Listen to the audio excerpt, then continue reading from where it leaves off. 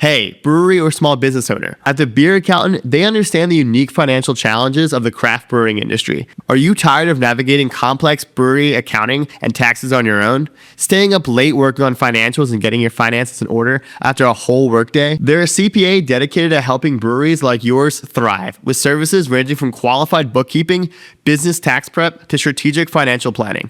Stop wasting time on spreadsheets and focus on what you do best. Making great beer and running a small business, servicing over 50 breweries in 4 states. So if you own a brewery or small business, stop overpaying for reactive support and start being proactive with the Beer Accountant.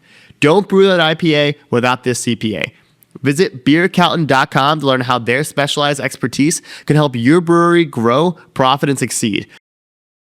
Are you a brewer looking to open, grow, or plan your next move? I'm Ted Zeller, liquor law attorney at Norris McLaughlin. I've spent my career working with breweries, helping them navigate the regulations that come with this industry at the municipal, county, state, and federal levels. From first permits to expansion into new markets, my team serves as legal counsel on licensing, compliance, and distribution. If you're ready to plan your next move or need legal guidance, I am here to help. Feel free to call me at 484-765-2220 or email me at tzeller@norris-law.com. But 56013, my dad really loved the aroma of it. We planted some in our nursery, and then he, over about 2 or 3 years, went to AB and Miller and Coors and said, this is a great potential American aroma hop. And so they trialed them, and eventually in 72, Coors Brewing Company pulled the trigger on buying 56013 from my father. Coors did? Yep. For what beer? I'm not sure of the beer, but the hop was then named Cascade.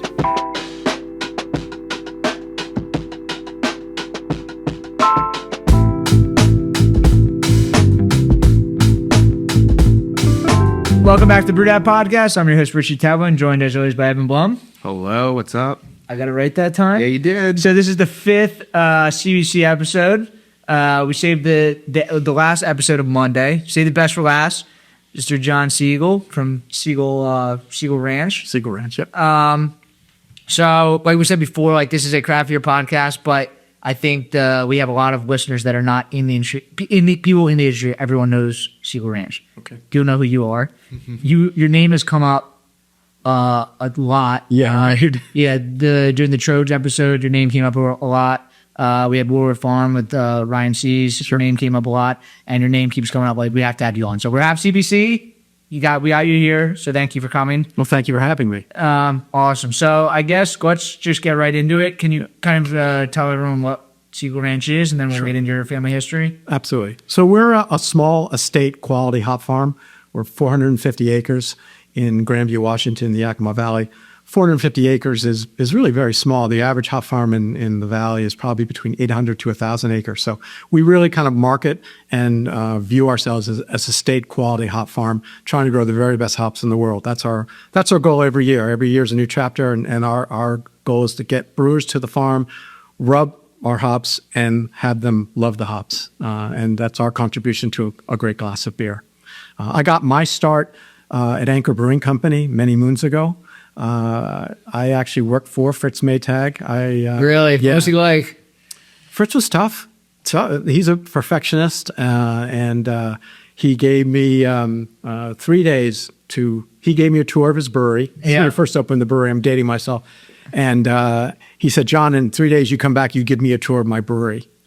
I was literally like shitting in my pants, to be honest with you. I was really, you've never met Fritz. He's a pretty imposing guy.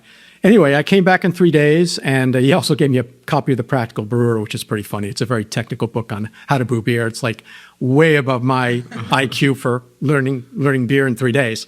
But I gave him a tour, and it was good enough to get the job. And I was the first tour guide to give tours at Anchor Brewing Company. So in the morning, I worked from 7 a.m. to noon in packaging, which brewers really like that I work packaging as a hop grower. And then from 12 to 4, I gave tours of the brewery.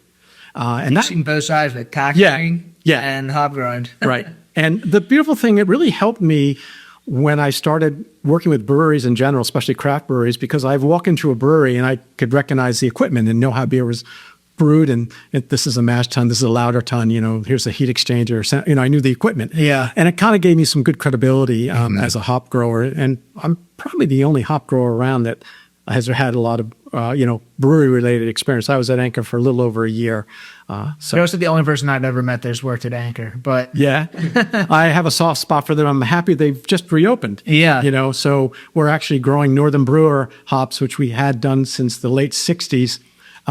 We're growing Northern Brewer hops for Anchor again, so we're very thrilled about it. That's amazing. Yeah. Very full circle. Yeah. I'm third generation. My grandfather started up in upstate New York in 1941. He was a broker of hops and malt, but then he decided to start growing in 41. Malone, New York's right on the Canadian border. Did he have any farming experience before? No, he did. Basically, what my dad and I have done, we've hired great managers over the decades who run the farm. And then he was a broker who actually bought and sold hops, his own and others. For us, it's just our hops. We're mostly direct, and we do work with a few key merchants for our experimental hops. Nice. So you guys started in New York, and then what size farm did he start with? We had 100 acres in Malone, and then 2 or 3 years later, we opened up Grandview with 100 acres. And then in the late 50s, blue mold and downy mildew kind of wiped out the entire hop growing region of upstate New York. Yeah. Oh, wow. And upstate New York was the growing center of the United States in the 1840s through the early 1900s. That everything moved out west, and Yakima Valley is such a superior area because of the volcanic ash, and the drier climate versus upstate New York and the East Coast. What type of hops were they growing back then? So back then it was L1 and L8s, which are clusters. Basically, everyone was growing clusters and bullions and Brewer's Gold. And it was basically the hops that America grew back then were kettle hops. And then brewers like AB and the other big brewers would buy the European hops from Germany and Czechoslovakia for noble aroma hops for aroma in the beer, which always pissed off my dad because they got a higher price for the Czech Saz and the Hallertau Mittelfrüh versus clusters. And so that's when he met a guy named Chuck Zimmerman, and Chuck Zimmerman was probably the top hop breeder of his generation. And Chuck is the person who bred Simcoe. He bred Centennial, he bred Chinook, and CTZ, Columbus. It's not too bad. Not bad, right? Not bad. And so there was an experimental hop out of Oregon, 56013, that was being grown there, but hadn't done anything over 2 or 3 years. The hop was bred by Dr. Al Hanold, who was also a great breeder at the time. And my dad's got some rhizomes through Chuck at the Prosser Research Station. At that time, Chuck was working there. And what is a rhizome? That's just the short little plant? offshoot. It's a little offshoot that comes off the crown of the hop plant. And we just dug 300,000 rhizomes off of 62 acres for Tangier, which you can talk about later. Yeah. Or you take this little nub of a thing and you stick it in the ground, and believe it or not, you'll get a crop the first year. It's really quite remarkable. It's a weed, Yeah. But 56013, my dad really loved the aroma of it. We planted some in our nursery, and then he, over about 2 or 3 years, went to AB and Miller and Coors and said, this is a great potential American aroma hop. And so they trialed them, and eventually in 72, Coors Brewing Company pulled the trigger on buying 56013 from my father. Coors did? Yep. For what beer? I'm not sure of the beer, but the hop was then named Cascade. So, and then a year later, AB came in, and then in 74, well, I just knew as a little boy, we had a great summer vacation that year because my father sold 1 million Cascade roots to growers all throughout the Yakima Valley. And he was very happy. It's funny from your perspective because, us as brewers, we see something happen like that. Right. And what does that mean? That means some little kid gets to go on a crazy vacation. We had a nice vacation. What do I know? I was a kid, Yeah, it's very cool. Yeah. Where'd you go? I don't even remember, but it was better than just going to Montauk for a long weekend, which was fine. But so then Cascade, my father introduced it to Fritz Maytag in 1974. Yeah. And he loved it. And then he decided to produce the very first dry hopped ale in America called Liberty Ale. Yeah. And the Liberty Ale was really the first IPA in America. If you look at, Mitch Steele's book on the history of the IPA, well, I'm interviewed in it. It's a fantastic book. And Liberty Ale really influenced people like Ken Grossman at Sierra Nevada. When did he brew the pale ale? He brewed the Liberty Ale in 75.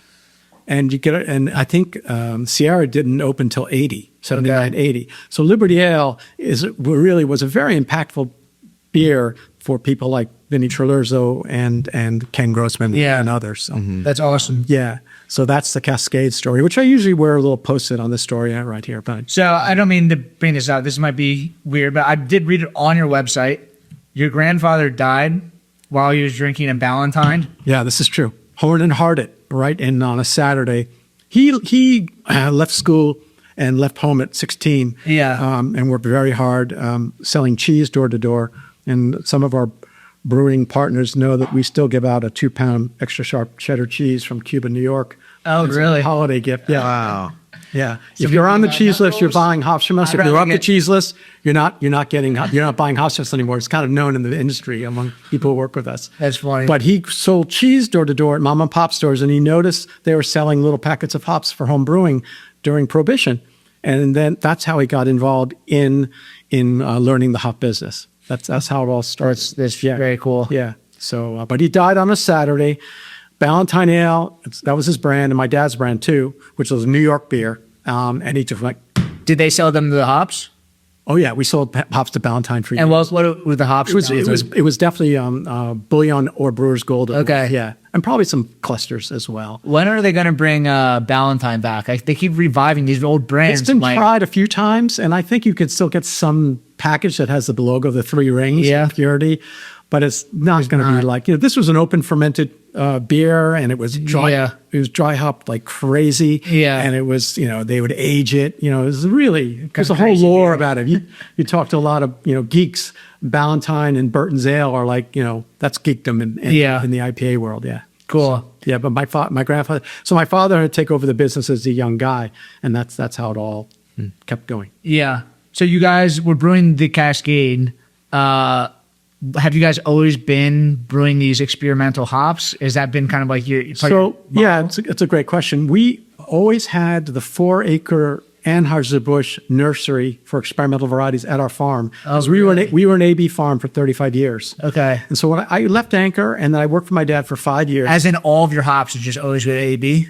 Yes. So except for Anchor. So we had Anchor for Cascades, our high oil Cascades, and Northern Brewer for steam beer and for their porter, and then the Cascades went into Liberty, and then the rest of the hops were really all Willamette and Cascades for AB, and so I left my dad after 5 years. I learned the business, but I had nothing to do, and there were no real craft breweries at the time, and so I left for a number of years, and then my dad passed, and then after many years, the craft beer started, and I got back in the business right at the right time. I was around 2008, 2009. My first CBC was Boston, 2010. So, Cool. and the ranch was in very bad shape because AB was then purchased by InBev, and they came to all the growers that were on a direct basis and said, we're going to give you 2 years, and either you not to grow your hops, we'll pay you half the price of the contract. You have 2 years, and we're not going to buy hops from the future. So we went from 470 acres to nothing. When I got back in the business, we were down to 83 acres, and the rest of the ranch was all in weeds. So what do you guys do? You guys just pick the hop and then just try to sell it then to new craft breweries, or you find craft breweries and ask them what they wanted? I literally went to CBC Boston in 2010 and started walking up to people and saying, hi, my name is John Segal. I'm from the Segal Ranch, and we grow some amazing hops. And then we talked for a little bit, and then the first people I really spoke to were Vinnie and Natalie Trelurzo at Russian River, just by accident.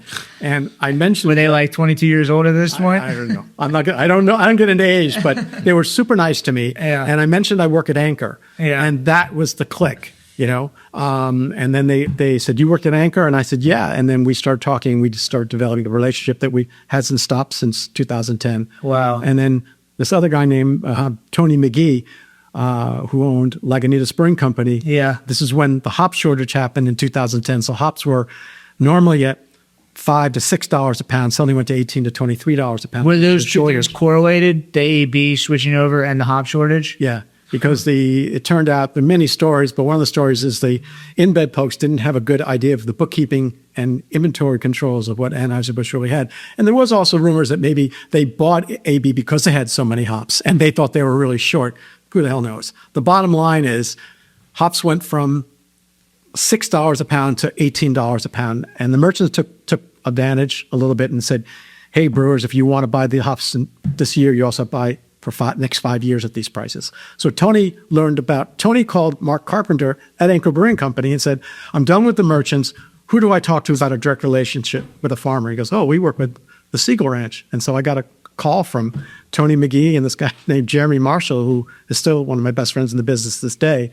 And so we want you to come to Petaluma. We're done. We want to work with you. And they were a 40,000 barrel brewery at the time.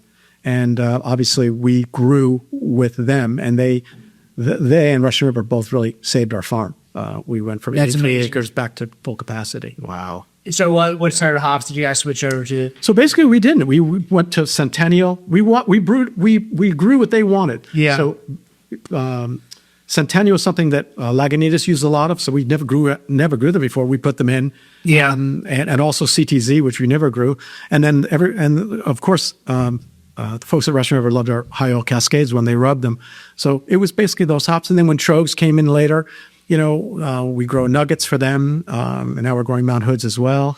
But we also do at the farm every harvest. We invite brewers to our farm and you guys are invited this year since you are nice. Thank you. We do a barbecue. And it was really very innocent. It started with Lagunitas. I said to Tony, I said, why don't you guys come? You'll select your hops, and we'll put on, Martin's mom will make some fresh tortillas. We'll put some stuff on the grill and have a barbecue. And I said, great. And so over the last 15 years, this has evolved in 25 days to 30 days of harvest. We do between 15 and 18 barbecue events for brewers from all over the world who come to select our hops or rub our experimental hops if they're not partners yet. And they enjoy fresh tortillas, salsas from our garden, and a wonderful barbecue with refried beans and the whole deal. So pretty fun. I think you guys have a different relationship with brewers where you guys are something like directed to them, but hop harvest has now become a thing where it's like migration every year where people want to go and come party for a week and you guys were you guys kind of like it wasn't even that. Like you guys just wanted to get people there, and then it has. I was doing it as far. It started off very innocently, but then I realized it was a great branding to do. Mm-hmm. So now the people are doing it, but no one touches. But it wasn't like you just did it because everyone went, "God, do it." It just naturally came around. I did it like, why don't you guys come? And the first year I had a mariachi band show up because Tony loves music, and then Vinny and Natalie came, and then suddenly Sierra Nevada came, and then Trogs came, and all the partners that we work with, they said, oh yeah, we can come for a barbecue and select at the farm with the trucks coming and see. I said, come on down. So that's how it happened, and it's now a beast. I mean, it's fun, but it's fucking crazy. I mean, it's a lot of work, but we all you guys are and picking them and everything. Yeah, right in the middle. And some years the hops don't look too pretty. So sometimes one year we had Stone down and our CTZs looked like shit. And I'm like, oh my God, I got to bring Stone in here. They're going to look at the CTZs and they're brown because we got hit with aphids earlier. So it can be a curse as well as, being great. But overall it's a blast. But that transparency kind of shows how open you are. Absolutely. You have nothing to hide behind. Nope. We're totally transparent, and it's a great thing. It's a great thing. So you said you're at what, 480? We're at 450 now. 450. Yeah. How was there, like you guys went from 200 or 100 to 400 or something? Went from 100, and then my father went to 470, and then we actually trimmed down to 450. Okay. And now we basically own most of the land now, which is great, and lease very little. So it's kind of nice. That's cool. We're owned and operated now 100% basically. And how does it, like up there, is it nothing but hop yards up there? Where we are? Yeah. Are you mostly, guys we're across the street from some apples. Okay. And there'll be cherries around the corner. The Yakima Valley is a very special place. It's really a gem of a place to visit. And it's where all the agriculture is, and the soil is volcanic where we are in the lower valley. So the terroir, which I talked about terroir 15 years ago, and all the hop growers at the hop growers conventions looked at me like, what the fuck is terroir? And I go, terroir is important. All the craft brewers got it. Well, you understood because you came from New York. Well, also that, but I also I also worked in the wine business briefly, so I knew about terroir, and I realized that our Cascades were different than the Cascades grown 40 minutes north of us, whereas the Toppenish, Moxie, different areas of the Yakima Valley, their land is flatter, they're being beaten down more on sun, there's more hard pan in the soil. So there are things that really contribute to terroir, and ours is very volcanic ash where we are in the Lower Valley. We're hillier and cooler at night by the Yakima River. And I communicated this to the brewers, and they got it immediately. And that helped also get more sales for our varieties, but it's actually the truth, because a Cascade, their Cascade's being grown in Europe now, right? They started commercially cultivated. First place was our farm, and they're going to be very different if they're Cascades in France, for instance, than they're going to be at our farm. Definitely. So, but yeah, and we just rolled with the varieties that people wanted. Now, getting back to our experimental program, as public varieties have gone down in sales, we realized that we had to really look at our nursery, and Martin had stuff in his nursery after AB where we started rubbing them and saying, hey, there are a lot of really special hops in here. Let's go from a single plant to 5 plants. Let's go from 5 plants to 20. Let's start showing these to brewers. This was probably about 7-8 years ago. We started showing brewers our experimentals. And the first one that really caught on was, I forgot the number for it, but it was a hop that the folks at Fast Fashion Brewery in Seattle with Brian Strumke and Matt Storm, and I was offering to get the program going. I was offering Anchovy? Yeah, I was offering 2-acre sponsorships for 2 years. You sponsor, it's like $7 or $8 grand. You get the hops for the first year, you get 80% of the second year, and that was a way to get it going. Yeah. And so Strumke and Storm came to us, said, we love this one hop, but we want to name it. And I go, what do you want to name it? And it was a garbage bag full of hops, by the way. And he goes, we want to name it Anchovy.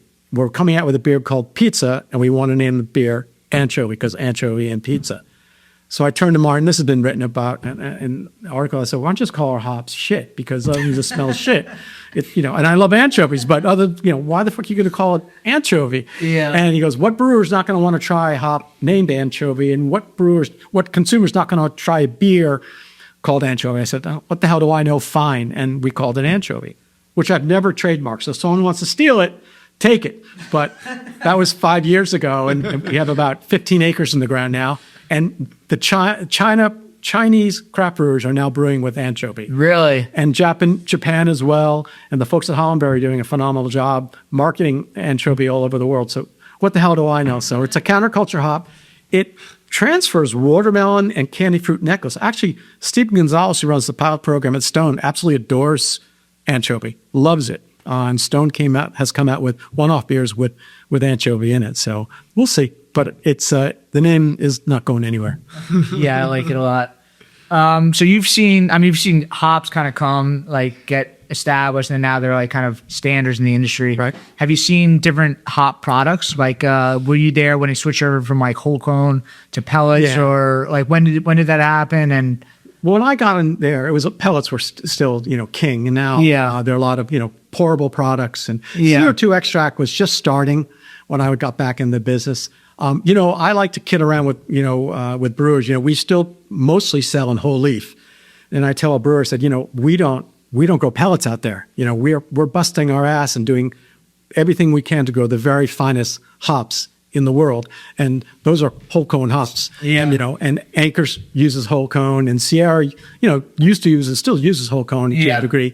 So I don't have a vast knowledge of all the other products that are out. Do you guys produce them, or is it kind of like you guys just harvest them and then there's people bringing the equipment and they're able to process? We deliver the bales to the Hollenberry for cold storage. Okay. And what you do as a brewer, you can work with Hollenberry to get them pelletized. You want to bring them somewhere else. If you want to pelletize them, you want to make them into some type of extract product. That's up to you as a brewer. But it's probably so much capex, and that's not what you're good at. So that's not our game. That's not our business. Yeah. I always say to brewers, our business is to grow the very best hops we can for you. What you do after you take delivery is they're your hops. Yeah, that's cool. Yeah. We don't get involved with processing. Yeah. So are there new hops Tangier? Can we talk about Tangier? Yeah, Tangier is just absolutely had a meteoric rise, and it's really excited. And I I feel like I'm just sweating oranges when I think of Tangier because it's really a fantastic hop. It's really the hop that rubs. In the nursery 3 years ago, it was just a single plant or 5 plants. I rubbed it, and I went, Martin, because Martin Ramos is our manager, his 30th year. And he's loved by the brewers. Vinny gave him the nickname as the Hop Whisperer, and he's a wonderful individual. And again, this is 30th year with him. I got to do something for him. I don't know what the hell I'm going to do. But anyway, I said, Martin, this hop, my hands are glistening like I just peeled a navel orange, and it smells like a navel orange and tangerine. It's unbelievable. And then we go and rub like 50 other hops, and we go, oh, this is like cardboard, this is cheese, this is shit. And we go back. I got to go back to that plant. And I go back to the plant, and I rub it again and go, this is unbelievable. My hands are sticky, and it's like an orange. I said, we got to dry that hop. So we had enough to do about 600 pounds. We expanded the next year to a half acre. It was 23 crop. And we produced 3 bales. We had it pelletized.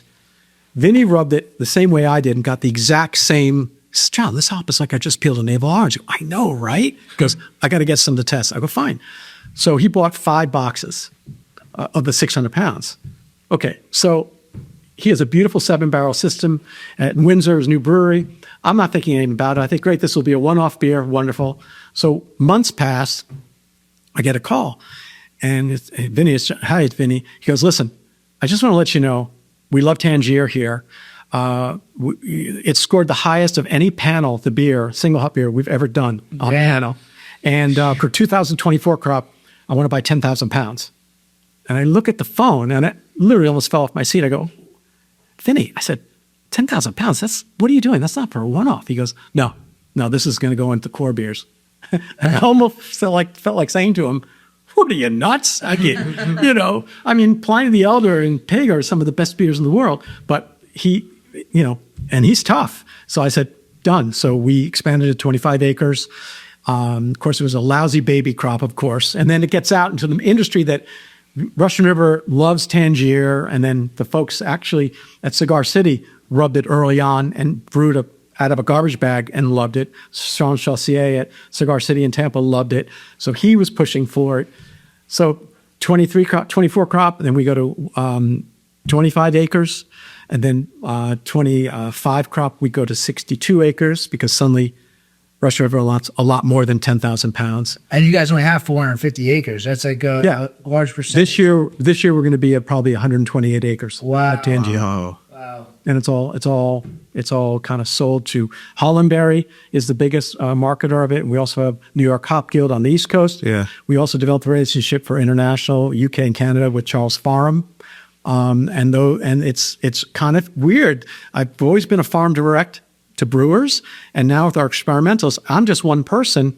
I can't be everywhere with 9,000 craft breweries. So Hollandberry's done a phenomenal job for us, and now we kind of pivoted a little bit. And what Hollandberry is a merchant farm, and nope. they just process. They are a merchant with their vast cold storage facilities and a very good pellet mill. Cool. And they have salespeople all over the country.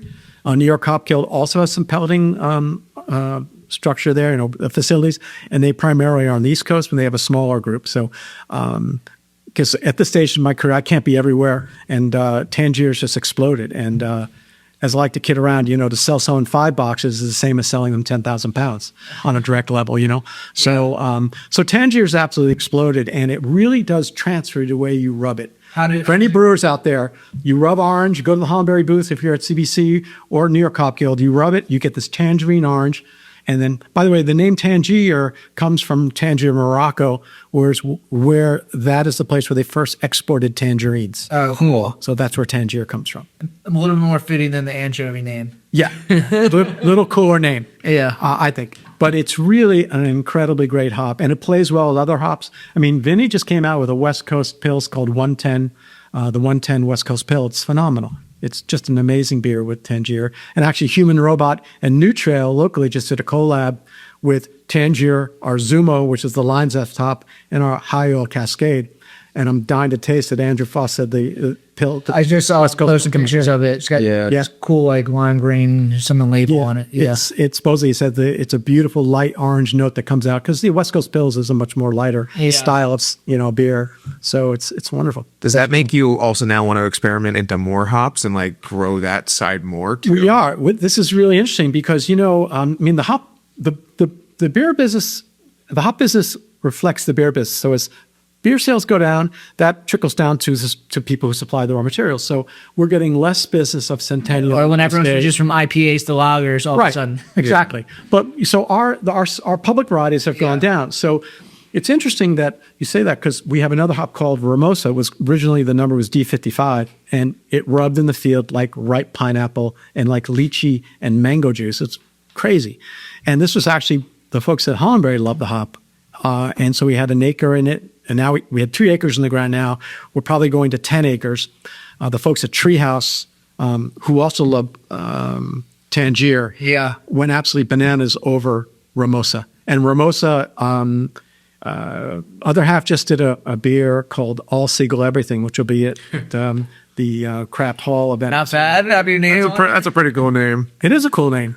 I had to look it up what it meant because I'm old, but yeah, it's a very cool name. And that has Ramosa, Zumo, and I think Anchovy. But Ramosa gave this lychee nut thing happening. It's a phenomenal hop. That's going to be the next one. And there's a single hop beer at the Hop Growers of America booth for Ramosa. So Treehouse loved Ramosa. They just went absolutely. And Vinny is going to be doing a beer with Ramosa next year.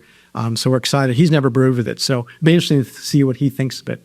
Sometimes, he won't brew with Anchovy. He just won't brew with it. He hates the name. And he's brewed with other hops from our nursery and said, no, I don't like it. So it's not like he's a pushover. He's very particular. And that's the reason why he brews such great beers. It's cool. I mean, you guys get to work with all these cool brewers because you guys have awesome hops.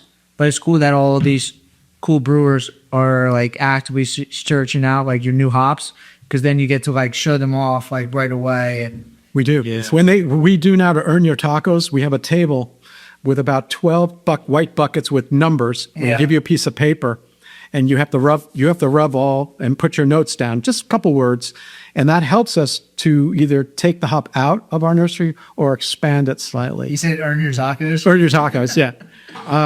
And if we're really nice, we also grow a little cannabis at the farm for fun, so everyone gets a little bag of fun if they want at the end of the Segal Ranch experience, which is kind of unique in our world of hop growing. So yeah, that's so fun. It's a lot of fun. You guys are definitely invited. If you ever get out to Yakima Valley, you should come out. Well, now we definitely are. It's fun, and you'll be sitting. One day it could be 6 breweries. It could be 6 different brewers from all over the country, and large and small, and it's a blast.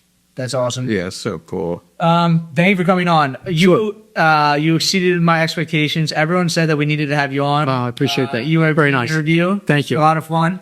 And yeah, your hops are amazing. So thank you. This beer is delicious, by the way. Thank you. Do you have a compliment?